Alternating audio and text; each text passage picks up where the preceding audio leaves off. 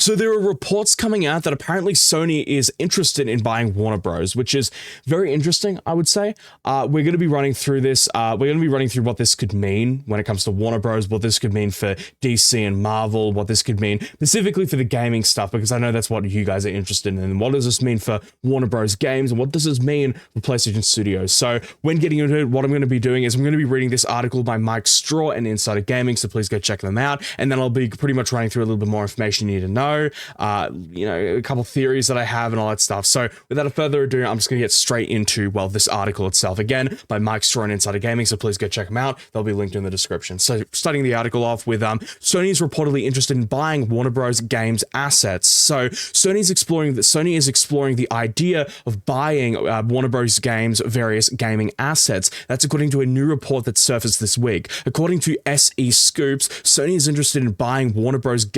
Streaming and studio assets. These assets, the report says, would include the company's HBO Max streaming service, its various IPs, and gaming assets. Sources said Sony was only interested in acquiring WBD's streaming studios, and gaming assets if they were separated from its cable networks, which have lost millions of homes as viewers abandon traditional cable packages. The report reads, Warner Bros. Discovery announced on June 9th that it was splitting its company into two separate entities, WBD Streaming and Studios and WBD Cable and Network. This split, which is concluded to be completed by mid-2026, would see all of the company's linear assets such as TNT, Sports, CNN, and Discovery under the Global Networks wig, and then streaming studios and including HBO Max and games production and studios and more under a different wig. So being, so global networks being like CNN, news stuff, cable and all that stuff. And then the other wig, or the other kind of part of it, would be streaming, game studios, HBO Max, streaming services, HBO. You'll get the point. Warner Bros. Games, etc., etc.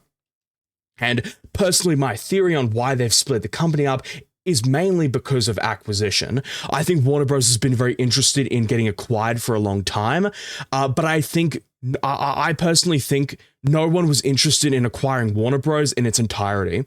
I think there were a lot of people who wanted to acquire Warner Bros., but, for an example, again, this was just reported in this article, but, some like Sony were interested in Warner Bros. Streaming assets, gaming assets, and studios, but weren't really interested in their cable networks. And then there were probably some people who were interested in their cable networks, but not quite their studios, their streaming services, and other stuff like that. So that's my personal theory. I think the reason why they split up is to make the acquisition of Warner Bros. Specifically easier. So if someone wants to come by and buy their cable networks, they can, and if someone wants to come by and buy their gaming assets, their streaming stuff and all that stuff, they can. That's my personal theory, at least. So that's what I think they're doing, and I believe that's the reason why they ended up splitting the company into two, because some people were interested in some things and some people were interested in other things. It's similar to what seemingly Ubisoft was considering doing like around 2 years ago to a year ago. Clearly they didn't actually go in that direction, but it pretty much makes a acquisition of Warner Bros. Majoritively easier on the people who actually want to,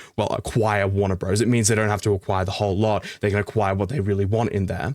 Anyways, now we're going to be going to the next part, which is what this means for, I guess you could say, the streaming services in Sony, and why Sony is so interested when it comes to, the streaming assets of Warner Bros. And, I'm going to try to keep this part considerably short, because I'm a gaming channel. I talk about games. I don't really talk about movies and streaming services. So I'm going to try to keep the whole movie and streaming service side very short, but I'm still going to be going into it because I feel like it's important and people would like to hear it. So going into the first thing being, why is Sony interested in acquiring a streaming service in 2025? And it's very simple. Sony, ever since around last year, wanted to get into the streaming service, I guess you could say, market. They've been interested in it, but Sony knows that they can't just create a streaming service. Now you might be asking, why can't you create a streaming service? Because the streaming, I guess you could say, scene in 2025 is ultimately extremely competitive. There's only so much room in the market, and streaming services are getting kicked out left, right, and center. There's not very much room in the streaming service market. There's no room for Sony to try to create their own streaming service. It's a very competitive market in 2025.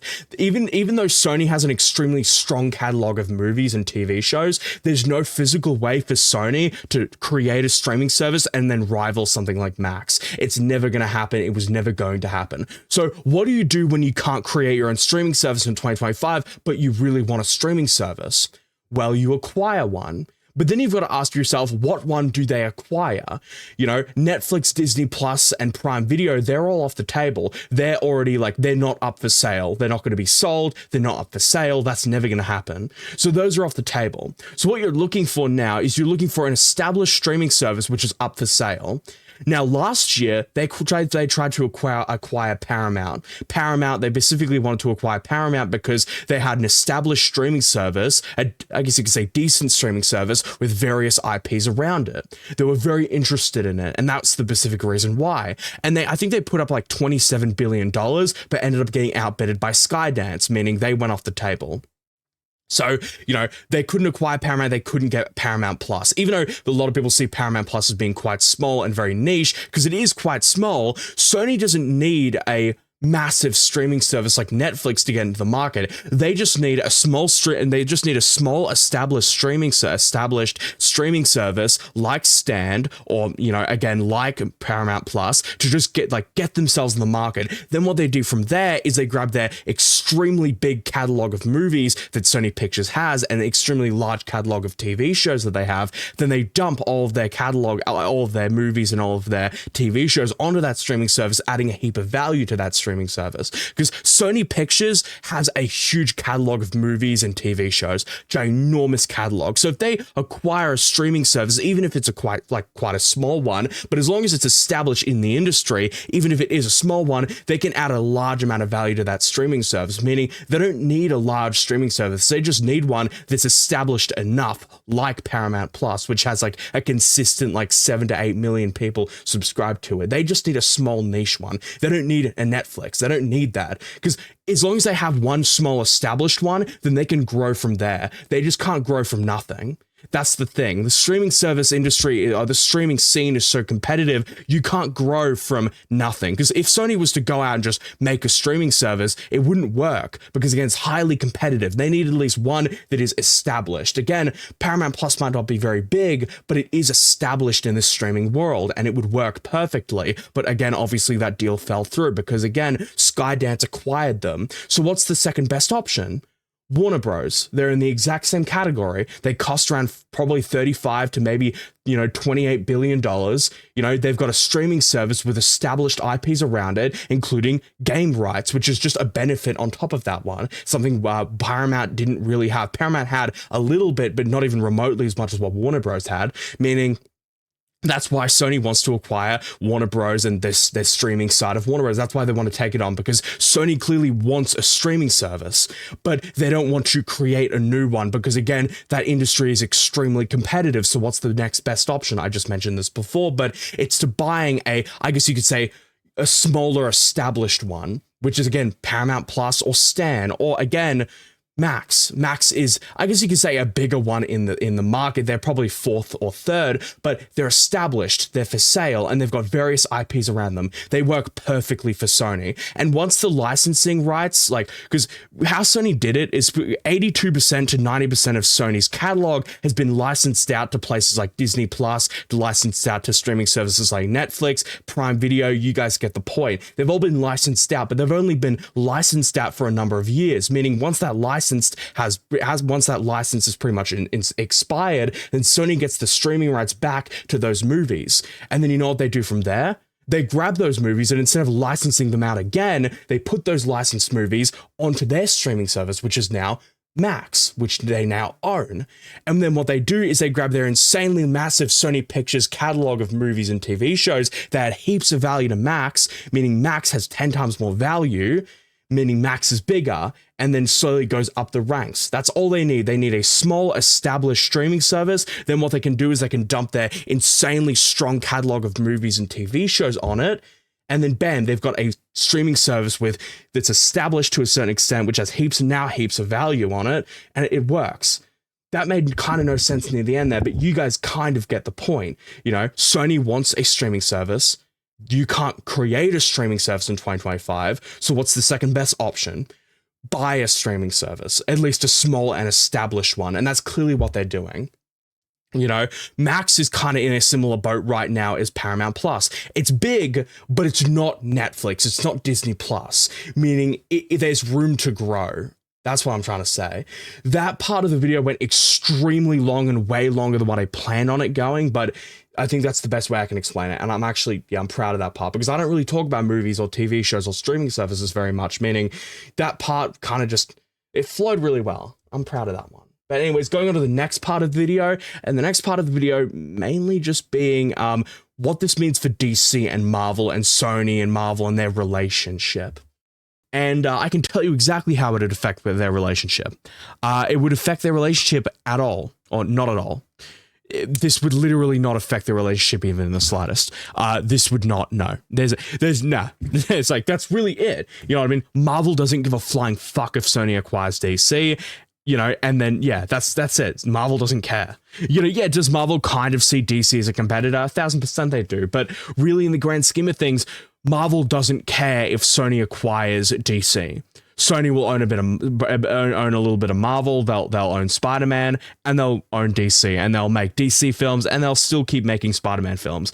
This is not going to affect Sony's MCU verse. This is not going to affect Marvel. This is not going to affect DC. Legit, none of that. Like Disney, like Marvel, they don't care if Sony acquires DC. They don't give a shit. So yeah, how would it affect their relationship? It wouldn't affect their relationship. They would not give a shit. So yeah, keeping that one considerably short. I really didn't want to make that one too long, considering I spent way more time than what I planned on with that last bit. But that last bit I'm very proud of. Anyways, now going on to the final part of this video, and what this final part is mainly going to be is, where is Warner Bros. Games going to end up? And I'm just going to be running through what I believe is the most likely possibility. And I do believe that's Sony Interactive. And yeah, this may be the PlayStation fanboy in me. But I personally think the most likely possibility is Warner Bros. Games ends up in Sony Interactive. And I believe they're going to run independently under Sony Interactive. So how this would pretty much look is it'd be similar to how Bungie runs under Sony Interactive. So a lot of people think Bungie runs under PlayStation Studios. So they think PlayStation Studios is the one running Bungie, but it's actually not. Bungie runs independently under Sony Interactive. So technically, Bungie and PlayStation Studios are technically on the same level when it comes to, I guess you could say, authority. You know, they're on the same level next. They're next to each other. So Bungie isn't under PlayStation Studios. PlayStation Studios does not run Bungie. Bungie runs on their own and independently. So what that looks like is Bungie greenlights their own games. They, you know, lay off their own people. They hire their own people. They acquire new things by themselves. They don't have to get permission from anyone. Now, when it comes to big, like top of the top decisions, usually if it's a really, really big decision, they still have to go through Sony Interactive, but most of the time they can make 99% of decisions by themselves, so they don't have to go through PlayStation Studios at all. So every time Bungie makes a really shit decision, you know, it's actually technically not PlayStation Studios making that decision, it's Bungie making that decision. So next time you see Bungie making a retarded decision, don't call out PlayStation Studios, because they legit have fucking nothing to do with that. It's entirely Bungie. And that's not me covering PlayStation Studios' asses. They still do a bunch of stupid fucking shit. But yeah, I just want to make that clear. Because I see, sorry, I'm going to like trail off a little bit, because I see so many fucking people. Like, PlayStation Studios making bad decisions for Bungie, but PlayStation Studios doesn't run Bungie. Bungie runs themselves. So when Bungie makes a dumb decision, that's Bungie making that dumb decision. Bungie has leadership. They run themselves. Not like Naughty Dog. Naughty Dog is legit ran by PlayStation Studios. They don't run themselves. So that's how that all works. But anyways, going back to the main part of the video, I believe Warner Bros. Games is going to be put in the same position as what Bungie is. They're going to run completely independently under Sony Interactive. So again, what that means is they lay off their own people, they hire their own people, they greenlight their own games. They make 99% of decisions themselves. They don't rely on PlayStation. They don't rely on Sony Interactive to make those decisions themselves. Now, it's not completely ridiculous to say maybe. Well, no, it is kind of ridiculous. It's always in technically the realm of possibilities that, you know, maybe Warner Bros. Games does get put with PlayStation Studios, but I just think it's very unlikely, and it's far more likely they get put independently under Sony Interactive. And the reason why I believe that's, well, way more likely is just because PlayStation Studios can kind of barely run the studios that they have themselves. So I don't see PlayStation Studios being able to run Warner Bros. Games. And plus, PlayStation Studios as a whole is like a big publisher, and all of the people under them aren't really publishers. Naughty Dog was never a publisher. Santa Monica was never a publisher. All these developers, they're independent game developers that always usually rely on other people to publish their games. Warner Bros. Games and Bungie aren't quite like that. They have always published their own games, which means, you know, then suddenly putting a publisher within another publisher would technically make one of those publishers kind of obsolete to a certain extent, you know, meaning it would mean in layoffs and people would get things would get shut down. And then there's also the possibility it's seen as anti-competitive or stuff like that. And there's an array of problems with putting them with PlayStation Studios, and that's why I believe it's far more likely that they become independent under Sony Interactive. I just think it's way more likely, and I think it's very unlikely they become a part of PlayStation Studios. But hey, anything can happen in this day and age. Who really knows? But yeah, and one thing I want to make very, very clear: this doesn't mean PlayStation Studios wouldn't be getting any benefits. It more than likely means guaranteed marketing rights, but potential timed exclusivity. I think this one's very unlikely, but you know, it's always in the realm of possibilities. Potential exclusive content, and then there was one last thing that it's potential that Warner Bros. Games potentially licenses out some of their IPs to maybe some of PlayStation Studios. Like for an example, potentially Bluepoint could pick up Game of Thrones and make a Game of Thrones game under PlayStation Studios, and etc. Y'all, I think, get the point. It's not out of the realm of possibilities for Warner Bros. To potentially license out their games to PlayStation Studios and their various developers. That's always on the table, especially if they get acquired. So, and I think it's just even more likely if they do get acquired. But yeah, that's where I think PlayStation Studios, that's where I think Warner Bros. Games would technically end up. I think it's most likely they end up in Sony Interactive. It's not guaranteed. They could end up independent under Sony Pictures Games. They could end up independent under Sony Music, but I think it's more likely they end up in Sony Pictures Games. I think it's more likely they end up in Sony Interactive. Again, Sony Interactive has a proven track record on, being able to manage publishers exceptionally well. They don't really run them or manage them, but you'll get the point. They've got a good proven track record, and they know how they work. They know how it's done. They understand the game a lot better than someone like Sony Pictures Games does. Far better, in my opinion, but hey, maybe that's just me. Anyways, this video's getting way too long. I'm gonna just stop it right here, and I'm just gonna say, if you liked the video, if you really liked it, sub. That's up to you. I don't like to beg too much. And I want to know how y'all feel about this entire acquisition. I want to know our potential acquisition. I want to know your theories on it. I want to know maybe you believe PlayStation, maybe you believe Sony has like a different main benefit from acquiring Warner Bros. I want to know how y'all feel about this acquisition, and I want to know your theories. This is a conversation. It's not just me yapping in your face for 25 minutes. It's, I want to know your theories. I want to know what you think about this one, and I want to know, again, your personalized theories, and I want to have a conversation with y'all. And maybe you guys disagree with something I think. Maybe there's something that I don't. Maybe you think it's more likely that Warner Bros. Games ended up with Sony Pictures Music. Who knows? You know what I mean? Make that argument. I'm always up for it. This is a conversation, not just me yapping in your face for 25 minutes. Anyways, I'm going to go. Hope you all have a good rest of your day, and y'all good. Bye.